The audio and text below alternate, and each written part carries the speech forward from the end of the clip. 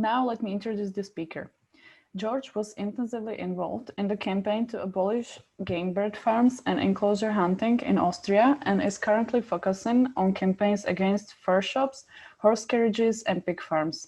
Other than that, he acts as activist coordinator and board member for the animal advocacy organization VLGT Austria. He is going to explain how we banned cant hunting in Austria. The floor is yours.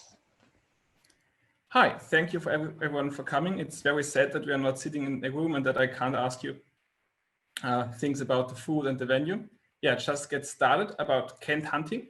And thank you for the nice introduction. And as a forward, I want to greet the lawyer of the hunters, Mr. Shoutout, because he will tape probably this talk. And yeah, let's see in court, Mr. Shoutout.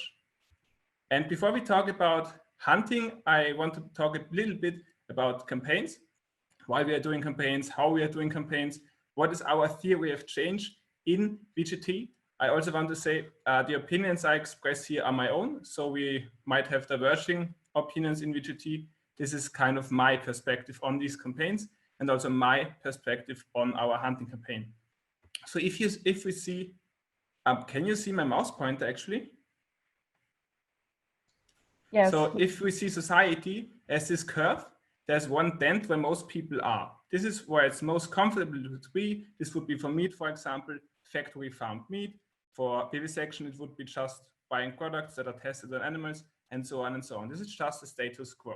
If we want to go further, it becomes a steeper curve, and at some point it will fall down again. So if we put now some of those balls and move them up the curve and make them more animal friendly, they might just fall off because the structure in itself is not animal friendly. So even if the people become more animal friendly, a non-animal friendly structure makes this worse, so makes it hard to stay animal friendly. So we don't really want to change the people as VGT, we just want to change the structure. So we want to take this entire curve and move it a bit so that the new status quo is a bit more animal friendly and that the old status quo becomes very steep. So that, for example, for cages, that it becomes very difficult to buy eggs from cages, because this also disapproves the behavior. For example, in Austria, you now have to drive abroad to buy shell eggs from cages, which makes it significantly harder to maintain this non-animal friendly lifestyle. Yeah, and of course, a lot of EA-focused animal advocacy is based on numbers. We are more focused on the opinions, on the politics. That's a bit different, and you might choose different targets. For example, bullfighting, it's very little numbers, but a large outrage. And you could say this is what kind of society is this? And will a society that treats animals like this, that kills animals just for fun, will they really stop eating meat? So we really pick out the worst things, like animal fights don't exist in Austria, or bullfights doesn't exist in Austria, but cant hunting, I will come to that later, still exists in Austria. So we really want to pick the most atrocious things and then ban them to make society as a whole more animal friendly, and also make the politics more animal friendly, and to make it a political issue. So if you see the opponent, it's like a phalanx. So you see this animal industries, you see the hunting industry, and it seems to be difficult to move something, to get a change. So how do you attack this kind of phalanx? Of course, you don't march on full force. You pick the weakest spot, and you pick the weakest spot, and then you attack, so to say, the weakest spot until you find an opening. And once you have this opening, you press on and on and on. And this is what we also do with our campaigns. So we are very strategic about our campaign picks, so that it's in one sense, it's meaningful enough for the animals. So it has to be real change for the animals. So for example, replacing a small cage with a larger cage wouldn't be acceptable, but really changing a way of farming, for example, replacing cages with non-cages, would be acceptable. This is the one criteria. The other criteria is that it's winnable. So if you look at public opinion in hunting, and if you ask people, what's your opinion on hunting? You see a majority is in favor of hunting. So the green is people who are in favor of hunting, yellow is neutral, and red and orange are they disapprove of hunting. So if you would do a campaign for the ban of hunting in Austria, you don't have the majority support. Or if you ask people, I don't know, complete vegan world, you also don't get the majority. So it becomes difficult to campaign on that. So you have to kind of slice up your goal, animal liberation. You have to slice it up into winnable pieces. Because then if you ask the people, what do you think of releasing game birds and then shooting them, suddenly you have 71%. Suddenly everything changes. You are not some weird outcast, but because you're speaking now for the majority. You can always say, we are not a weird outcast group, we are speaking for the majority. And it gives you a much bigger political significance. And in most parliamentary systems, this would also be a super majority, which with you can even change the constitution of countries. So it's important to pick topics where you really have this big support. And then our job basically is to take the public support and then transform it into policies, because people are animal friendly. If you go back to the curve, in the 90s in Austria, people there were disapproving of the cage eggs, but it was just the standard egg available. So all of them were buying cage eggs. Of course, you can say those are hypocrites, but it was just the only thing available. So we had to change the system around the people, and suddenly everyone was buying the more animal-friendly eggs. The same here. The most are silently consenting to this. They are not doing anything against it, but if you ask them, they are against it. And we now take this approval and turn it into a campaign. Yeah, and why take hunting? I mean, there's factory farming, millions, billions of animals. So one reason why we are focusing on hunting is because if we want animal liberation, we also want to combat speciesism. And where is speciesism strong? For example, in hunting. If you just take the language of the hunters, everything becomes very objectified. So they don't call, in the German hunting language, an animal becomes a piece of game, or the blood is not, again, the blood is just a sweat. So everything is objectified. They are not subjects anymore. They're not individuals anymore. They're just like fruits you can harvest. This is actually how they also are talking. They say sometimes harvesting to hunting. So of course it's about changing behavior, but it's also about changing thoughts, and it's also about opposing the forces in society that are pushing speciesism the most. Because it's one thing, of course, to just eat the cheapest thing, to just go with society, go with the flow kind of, but it's a different thing to actually do hunting and to drive hundreds of kilometers to kill animals and to pay a lot of this. This is something different. So we want to address this kind of speciesism, this active speciesism, where people actively kill animals for fun, because for most people this is not socially acceptable, while sadly eating animals is still acceptable. Then it's also, you know, the pictures with the cuts of pigs. It's similar with game. It's now in German, but all the parts have different names, and they're not the real names. So they are also really objectified, as if we were not addressing a being, an animal, a breathing, living being, but more like a car, like the parts of a car. This is the ideology of hunters. And it's less about individual outreach. Of course, you could now try to convince the hunters, don't stop hunting or stop cant hunting, but this won't work. Those people are so convinced, it's not about really personally convincing them. If you want to personally convince someone, you need completely different tactics. I mean, we are more confrontative. Melanie Choi, Tobias Leonard, they talk great things about convincing individuals. We are more about convincing the society. So kind of convincing the 79% that what this few percent are doing is wrong, because they are only 3%, but they are still dictating the rules on hunting, and they're still doing it. It's just winning the silent majority, kind of, and kind of forcing those who are doing it, not convincing them, but changing the system so they just can't do it any longer. And it's also important to differentiate between just doing things. I mean, if you're addressing hunting, you could just do hunt saving, like to do it a lot in England, or you can, of course, in other topics, just make investigations and scandal 1, scandal 2. But this doesn't really has a dynamic. It doesn't really has any kind of momentum. And the definition of a campaign is to work in an organized and active way towards a particular goal. So we set the goal and then we will work until this goal is met. And this is very important to have this high focus.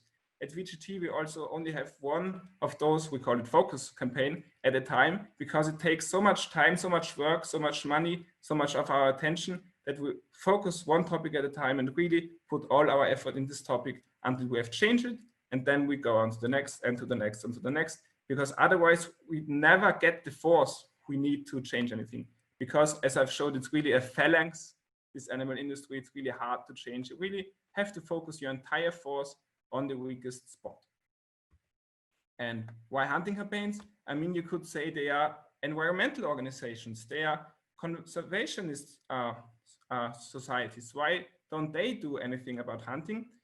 The thing is, we are the anti-speciest here, we're the animal rights people here, we have the highest drive, we are very experienced in campaigning, while conservationists more work on project mostly and are not that driven. So I think, and at least in Austria, there wouldn't have been anyone to do the hunting campaigns if not for us. So at least in Austria, we decided it's our part. Maybe you have specialized organizations in your country that are only focusing on hunting. Maybe then it's better than you focus on the factory farms and they focus on the hunting. But in our case, it was just, we had the strong need to focus on that too, although we are mainly a farmed animals organization. Yeah, and we should do it because we can do it and we have the driving force behind it. And this is also the question, is it about reforming? Is it about abolishing something? Because you could say, okay, if you do a ban on canned hunting, you are just reforming hunting.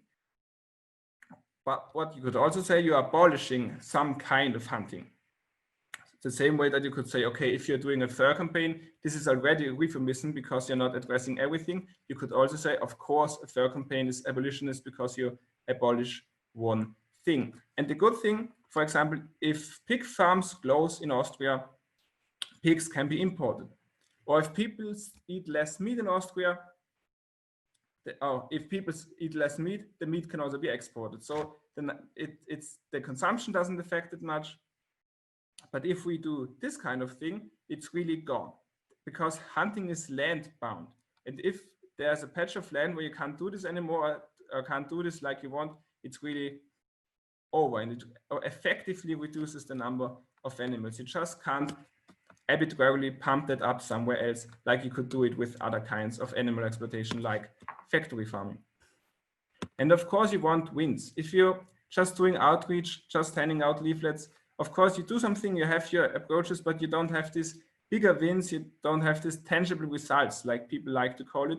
And this is also why we do confrontative campaigns, to have these wins, to have these stepstones that the movement also needs to stay motivated and to see real change happening.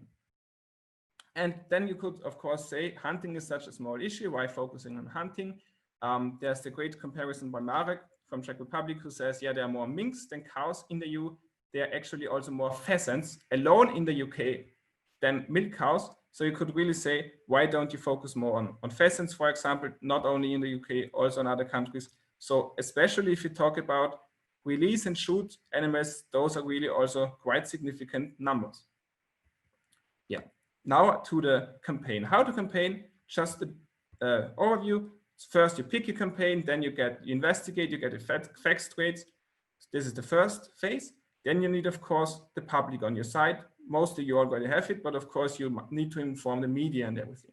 Then you enter the political phase and get more and more confrontative. If this doesn't work, you also get disruptive. And then there's also civil disobedience as a last resort. So our philosophy is to slowly get bigger with the pressure, because so we never storm in at the beginning. First we inform, then we get political, then confrontative, and only as a very last resort, if really everyone wants that law and the politician is completely blocking, we are doing more drastic thing to just break this stalemate. And then it's of course important to enforce your wins, and then you win. So picking your target, we call it the salami tactic. This is not salami, but it's vegan sausage. Also, our critics are criticizing it for us, because they're always saying, oh, they don't want to ban one thing. They want they want to ban everything and they're just picking one piece beside. And yeah, they are absolutely right. We're picking one piece at a time because it is just easier. As I showed before with the thing with the opinion polls, if you would take everything on full force, you would have years of campaigning, years of activism with maybe no results and even the publicly actively disliking you. But if you pick the, let's say, 10 worst % of hunting and completely focus on that, it can work. Another nice side effect of that is if you keep talking about this 10%, if people think about hunting, they think more and more about the cant hunting. So they combine it with the worst aspects of hunting. And this also puts pressure on the politicians and also on the hunters, because they then have two choices they don't really have to do. They can do nothing and remain the status quo, but then the pressure gets higher and higher, and people will increasingly see hunting only in the combination with cant hunting. So it will make the image worse and worse and worse. Like a plant that has a rotting part, and if you don't remove the rotting part, it spreads to the entire plant. So this is why it's so. And the other choice is, of course, drop the rotten part, then we have a win, then we have a win, and they have some peace, so to say. But it's two bad choices for the other side. And this is our job to create an environment where it's really bad, two bad choices. So either if they don't do anything, it's bad for them because the image gets worse. And if they do give in, we win, of course, because we get what we want or we get parts of what we want. Yeah, picking the target is very crucial. And there's not hunting and hunting. So if people think about hunting, they think about things like that. One single person being out in the woods with their dog, shooting one single animal. The animal had a life in the wilderness. Of course, you could say, why are you focusing on this as an animal advocate, as a farmed animal activist? But there's also something like this. This is in the most eastern region of Austria. It looks like chicken farming. So it's factory farming on the one side. They are just kept like broiler chickens, they get even debeaked, and then they get released. Then there are driven hunts with dogs and beaters, and then there are shoots in big game hunts, and they're shot in the thousands. There was one hunting agency where it could book 400 pheasants for one single day. So it has the two worst things. One, the scale of factory farming, and then the adversity of things like bullfighting, where people just kill animals for fun. Yeah, the worst out of two worlds. Those are the crates in which those pheasants are stacked. So you have even animal transports too. Yeah, the first phase is of course investigate. We as VGT, we often don't investigate ourselves. We are more like a platform, like an investigative medium, investigative newspaper. We have informants, we have whistleblowers, they give us the information. Because if you're doing a long campaign, you could run out of information. So it's important to have a phase where you haven't officially started, but you're already collecting intelligence, you're already collecting information. It's the investigative phase. Because in the case of cant hunting, a lot of people didn't know it. So it was really important to have powerful pictures, and we didn't even have the numbers. So we didn't even know at the very beginning in which states, in which provinces of Austria is this happening, how many game farms are there. We didn't really know this. So we had to investigate. Yeah, and we found out there are 4 regions. So Austria has 9 regions, and there are 4 regions which still have cant hunting. So hunting enclosures. This is where you have the forest and it's enclosed, and then you have wild boars and stags, animals like that. And then there are beaten hunts where those animals are just killed for fun with beaters, with dogs. It's a bit like the Roman Colosseum. And the other thing is the game birds, where you just release birds and then shoot them. So it were 2 different kind of things. And you also had them in the other states too. So almost every state had some kind of game bird shooting, but only 4 had the cant hunting. And 9 provinces. This was also a difficult thing, because normally we have our national animal welfare law. And for example, if we want to ban cages for hens or make it better for pigs, which need to only change one law or one regulations. But here, hunting is the case of the states. So the states are responsible. We now have 9 governments, 9 campaigns, almost 9 political systems, 9 cultures, also 9 groups, because we are here in Vienna. we are not everywhere. So this made it a lot harder for us. Then, of course, besides investigating, we as VGT, we always try to be on the scientific side. So we had a lot of experts, and they were giving us written texts about how worse it really is, how bad it really is from a scientific standpoint. Was one expert witness on the animal cruelty thing, then one on the destruction of forests, one that are pheasants that are released, they are just dying because hunters, they are claiming they are released and it's for the population, but in reality it's just for shooting them. We had an expert witness claiming proving that. And the last thing was about the constitution. So this expert witness said it's constitutional to ban this because in Austria and in most other countries, animals are just things, and the hunters can then go to the constitutional court. This is like our Supreme Court, you would call it in the US, and can say there, the animals are our property. We can do with our property what we want. So they could appeal to the highest court. So it's important that beforehand the constitutionality of that is proven, and that this expert also says how long is the phase-out period. What kind of phase-out period is appropriate? Is it 3 years? Is it 5 years? We of course want a small number. Politicians want a higher number. But this expert said in 3 or 5 years with a phase-out, you can definitely ban canned hunting and ban the release of game birds and the shooting of them.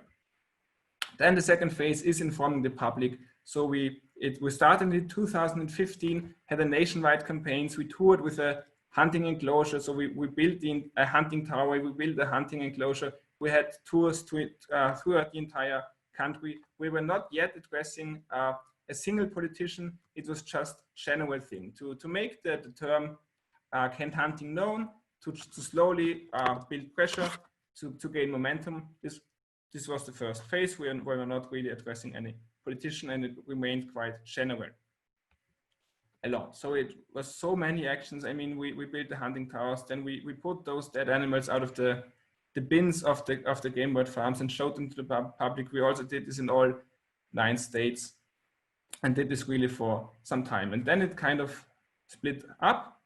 So I will go back then. So yeah, we had those 4 states, and in Vienna, it was easiest. So we just did info stalls there. So we stayed in the inform phase. And after some info stalls, already the government came to us and said, please stop those info stalls, please talk to us. And they were creating some kind of board where this will be discussed. So this is where we got our first win. We still stayed in the inform phase. This can also happen in the most progressive country. Then we took on the Burgenland, and there we need to get one step further. So we were monitoring a lot of hunts. So you might know hunt saving. This is really going into the hunts and disturbing them. But we said, okay, if we're doing this in a large scale, if we're doing this as a non-profit organization, we have to remain legal. So we stayed on the paths, we stayed on the streets, and we're just filming those hunts. And this was really an important stone in our stepstone in our campaign, because of course this was investigating, it was getting new facts on those hunts, but it was also at the same time a kind of protest, because those hunters, they are usually noblemen or businessmen. It's like golf, they use it for business opportunities, and those people just don't want to be seen. And it got really unpopular for a time to go to these hunts, because it was sure we will be there and we'll be documenting it. And also a lot of hunts, they were just stopping when we were there. So it was like a demo, it was investigating, and it was even saving some animals directly. And because it's so, what's also important about confrontative campaigns, people care about animals, yes, but media, they also care about animals, but they also always need something new. And if they hear the same animal cruelty for the 10th time, it gets boring. But if you do this kind of actions, almost any time you have something new, because hunters were attacking us, or hunters were using the police or even the state police to block roads and to make it harder for us. So it really created a narrative, a story, we, the animal protectionists, against them, the hunters. And so the story of our campaign remained interesting. And it also had the good thing that we didn't have to come up with new actions again, because you can demonstrate, you can protest so much, but there will be a point where sheer protest will not be enough, and where you run out of creative ideas. But as long as you have the events where they are hunting, you can go to them, you can film them, you can create a fuss. So this was very crucial to us. The state also reacted, and you know, the egg gag laws, they were then kind of hunting gag laws, so it became more difficult to film this. Some states made it illegal or made it legal to block some roads, but we still did it, we still found our loopholes. Then you get political. You really are standing in front of the politician's office, and you are really saying, you are responsible, Mr. Politician or Mrs. Politician. So we really single out one responsible politician and then raise the pressure on them, because this worked in the past. If we address too many people at once, or if we address no one, there's the danger that they are just escaping the responsibility. But by really focusing the responsibility on one person, and often there really is only one person really responsible, the pressure is much bigger, and only that way the pressure is big enough to get real change. In Burgenland, this was now the second state where we had some wins, we became also confrontative. So we were standing in front of the office of the politician who was responsible in Burgenland for that canned hunting and for releasing birds, but it didn't really work. So the next step was to get disruptive. And this lady, she had a press conference, and we said, okay, let's make a disruption. And I knew the stories of disruption, and I thought there will be hundreds of people and TV stations and a lot of journalists, and we drove really long, and it was a small place in the outback kind of. It was a huge room, and there was almost no one there. It was just two politicians and then two journalists, and we were completely obvious. It was completely obvious that we're not part of this kind of, but later on it turned out the politician thought we were just wedding guests and ignored us. And then at the end of the press conference, I could go to her, could tell her, Miss Dunst was her name, what is about the animals? Why aren't you banning anything? What's also important, first, before we get confrontative, we invite the politicians to talk to us. We say, please talk to us, we have some ideas, and only if they block the talks, if they stop talking to us, we get more confrontative. As long as they are talking to us, we won't use these tactics. So back to Burgenland, we managed to do it with kind of this phase. There was a bill introduced, the bill was flawed, then we had a lot of more demos, and in the end law was really satisfactory. So we had the ban in Vienna on the game birds and on the hunting enclosure, and then we had the ban on the hunting enclosures, but not completely on the releasing of game birds. So Lower Austria and Salzburg continued, and we did informative things in Lower Austria and Salzburg, and we did confrontative things. And we had to occupy in Lower Austria, because in Lower Austria there were 74 hunting enclosures, the most hunting enclosures. It was also a conservative politician responsible. Those are the most stone-headed, the most stubborn when it comes to that. So we really came into the office and were using lock-ons, and we're saying we are only leaving if you will ban this, because it kind of got stuck. There was no movement anymore in the campaign, because what we really encountered in this campaign, in earlier campaigns, most of the time politicians, they really opposed us. They said, okay, we won't ban this, and then we could really oppose them, and you had this nice conflict, and you could go to the events and so on and so on. But here it was a bit difficult. Their tactics now was just stalling, gaining time. They were saying, okay, we will ban this, but we need time. Our experts need time to do this. Or they were never really agreeing. They were never disagreeing. They were never really saying canned hunting is good or we won't ban it. It just said it will take time. And this is quite difficult, because after 6 months of them saying, okay, we will ban this, but not actually any bill introduced, what are you doing? Are you believing them and say, okay, if we will do something now, we will destroy everything? Or do you think, okay, we have to act now, because if we sleep anymore, nothing will happen? So in this case, there was nothing going on for months. Then we did this action, and on the same day, the draft for the bill was introduced. So this was the direct proof that this tactic worked in this way. Then the next step is getting the law. We also get the law in Lower Austria. So Lower Austria has a lot of hunting enclosures. Also in Lower Austria, unfortunately, we didn't really get a ban on the game birds. Then there remained Salzburg. Salzburg is a really special case. It's quite a conservative state of Austria. It's also 300 kilometers away. We also didn't have a local group there, and only 3 hunting enclosures there, and almost no releasing of game birds.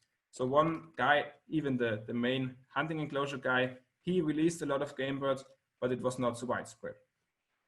And also his hunting enclosure was a bit bigger than the others. For example, in Burgenland or in Lower Austria, they were really small hunting enclosure, and it was much easier to campaign against them. But this one person was very influential. And there was a point where we then kind of switched the strategy. So we said, okay, we focus on the politician, but then the politician said, okay, I'm on your side.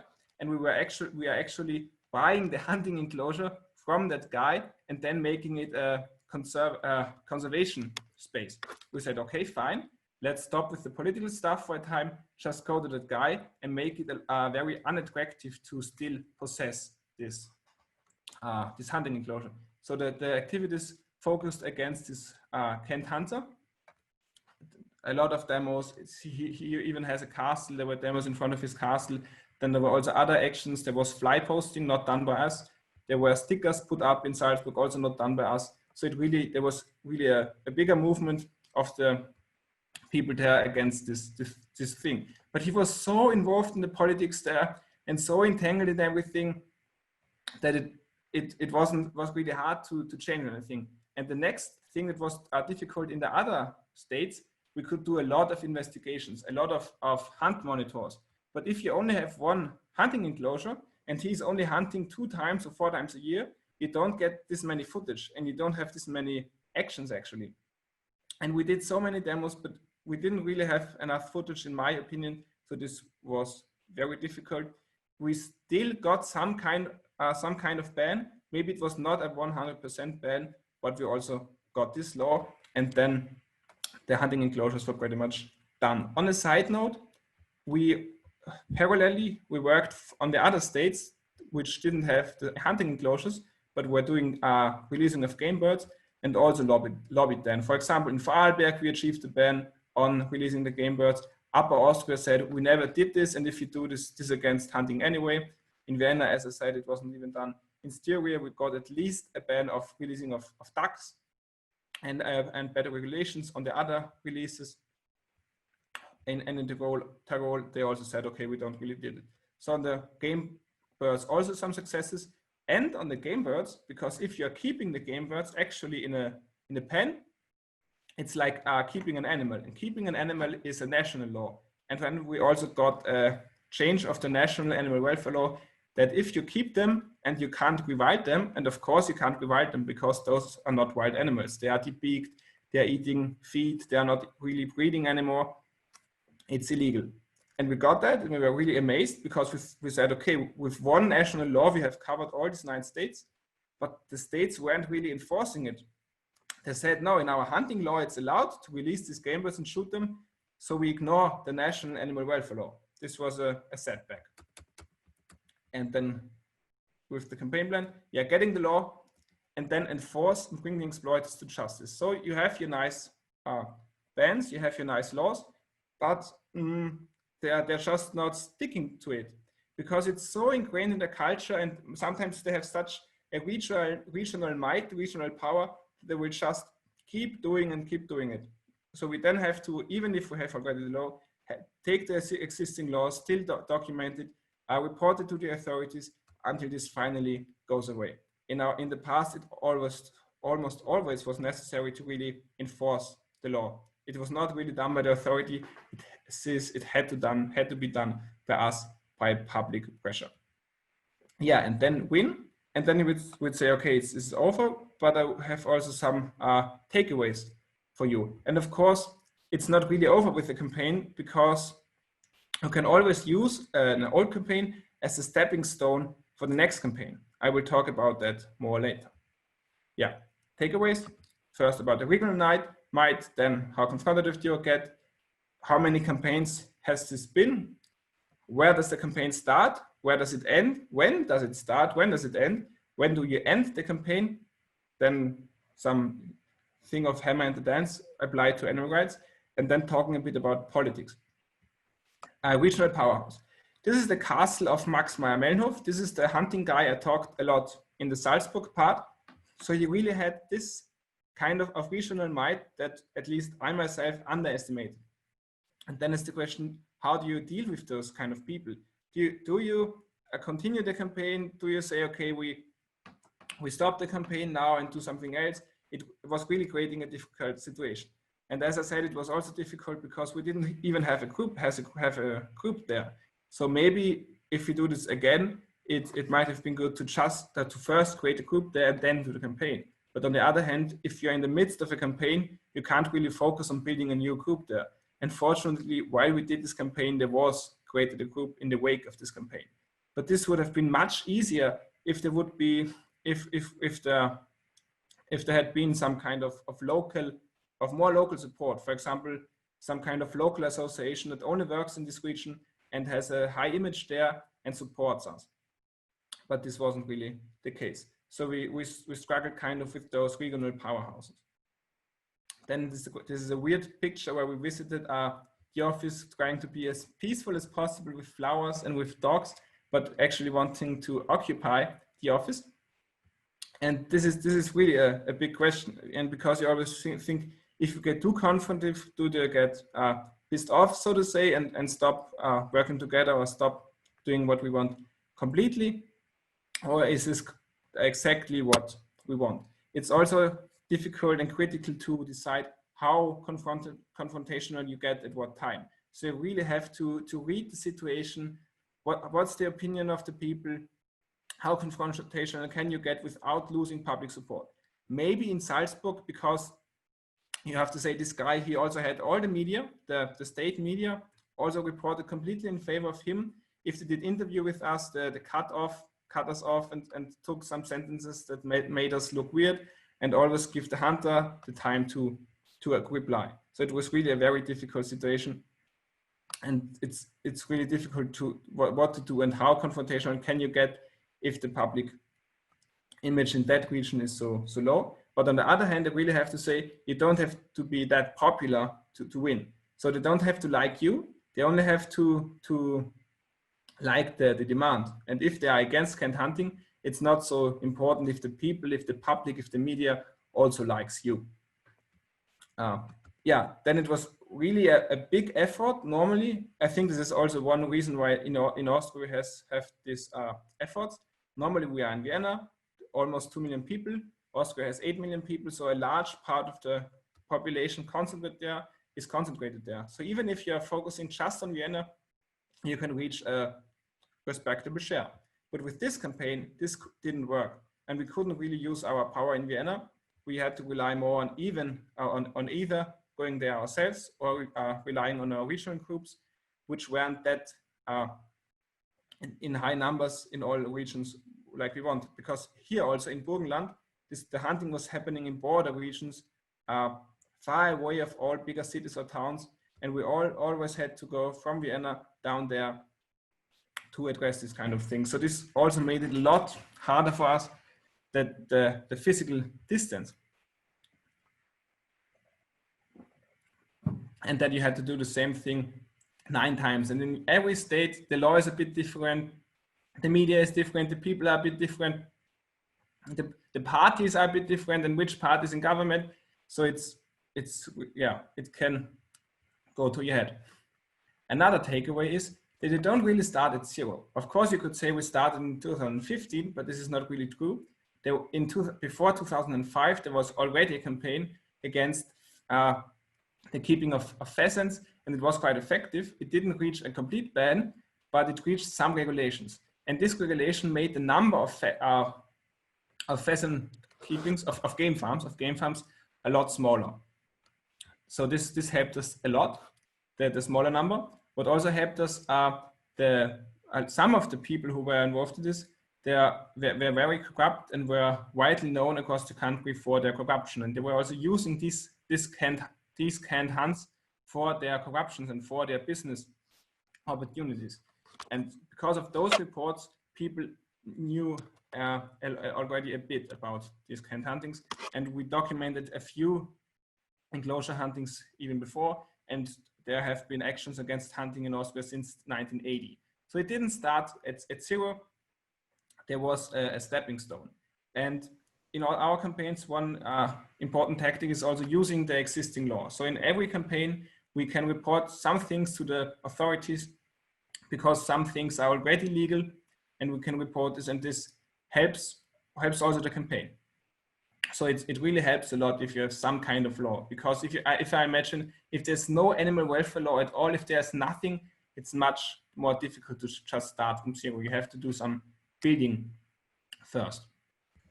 And you also don't end at 100. Is it now over? We're running out of time, yeah.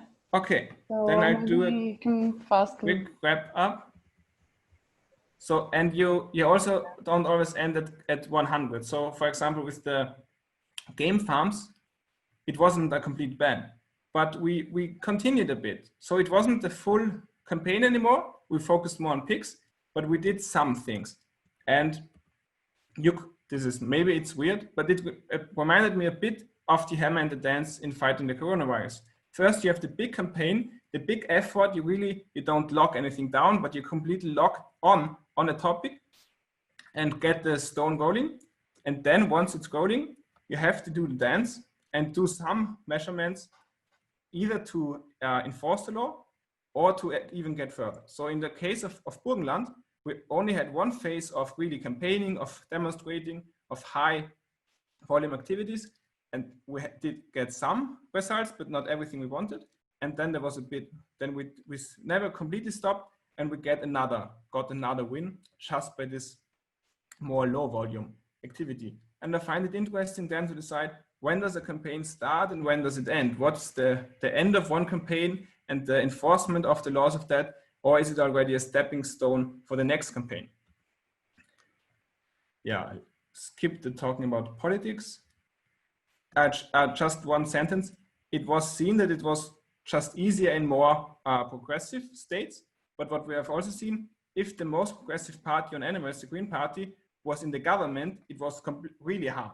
Because if you have at least the Green Party in the opposition, you have a powerful opposition party that is supporting you. You can make press conferences that can help you in the state legislative body. But if you don't even have that, you have pretty much nothing. So it was easiest in the most progressive states and the hardest in the conservative state where the Greens were not in opposition. Yeah, and it's about redrawing the line, discussing what animals are killed, what is food, what is a friend, or speaking of hunting, which animals do we just let live and which are still hunted. It's about redrawing the law. And I hope with this campaign we could redraw the line that you can't do anything with the pheasants, you can't do everything you want to a stag, just made society a bit more animal friendly in this regard. And it's also rewriting history, because this has been done for hundreds of years. They're very powerful people. And then there was a campaign for 4 years, which almost completely banned this. So this, for me, it's very motivating that a bunch of people can ban something in a few years that has been going on for hundreds of years. And yeah, this is how it looked before, lots of ducks, and this is what it looks now, maybe as a motivation. And yeah, this is a hunting enclosure, active, everything is destroyed. This is an inactive hunting enclosure, the nature comes back again. Yeah, thank you for listening to me. If you want to make hunting campaigns in your country, feel free to contact me with my email address, gp@vgt.at. I love to talk about campaigns. I love to talk about hunting campaigns. And we also have a slot about legislative campaigns after this talk. Maybe we can also talk about campaigns there. Thank you. Yeah, thank you for your very interesting presentation. So let's move on to questions. First one is, have you found that during stage 2, inform the public, you see substantial changes in public opinion? Have you after done polling before and after campaigns? Yeah, unfortunately not. and it's a bit also a dilemma, because you want to get started and you want to have the opinion poll if you start. So in our campaigns, we do that opinion poll in the first phase, that we can put on our first press release on that campaign. Already we have the majority on our side. But of course, it would be very interesting how it changes. But no, there is one example. So on cant hunting, it was 6 to 8 or something in the beginning. And then a TV station did a poll 1 or 2 years later, and then it was over 90%. So this was the effect of 2 years of campaigning, you could say. But it's a bit of a dilemma, because you want it really at the beginning, but because if you don't have it at the beginning, it's easier to just dismiss you as, okay, it's just a weird issue only you care about and no one else is caring about. Thank you for your answer. The next one is, could you comment on the progress of banning bird release hunting? Why it was more difficult than with cant hunting? More supportive public perception? Why was it more difficult? I don't know if Martin is here. It would be interesting to hear his comment. Maybe one point, because the cant hunting, it's stags and wild boars. So it's mammals. The other thing is birds. Maybe people care more for mammals than for birds. And it's also that it's locally bound. So if you have the hunting enclosure, it's easier to track them down. But it's very easy to just take a game bird and release them in the night and then go shooting. They have no actual facility for that can be tracked down. And it's very hard to enforce that. And I think some politicians, they thought, okay, we can't really ban something that is just done, and we can't really enforce it. While the hunting enclosure can be enforced quite easy, you just mandate the hunters remove the fence, and if they don't remove the fence, they get fined. So it's a lot easier to enforce. Maybe this was a reason. Thank you for your answer. And the last question is, is it required before you enter stage 3.2, get confrontational, that you have majority public support?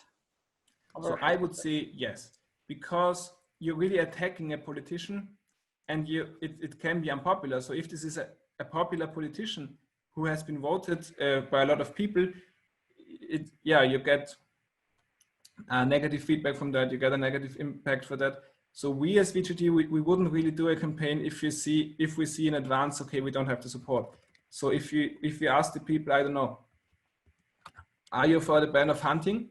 And we only have 24% yes, this is why we didn't do a campaign to ban hunting. If we would ask, are you for a ban of hunting, and we have 70%, we would do the campaign against hunting completely. So, and this is why those stepping stones are important, and this is why those lower scale phases can also be important, because before there has been this campaign, there also has been activism in Austria against hunting. Every year people have gone to these hunts, have described them, have filmed them, the public has talked about them, and only with this momentum it was possible to get the change.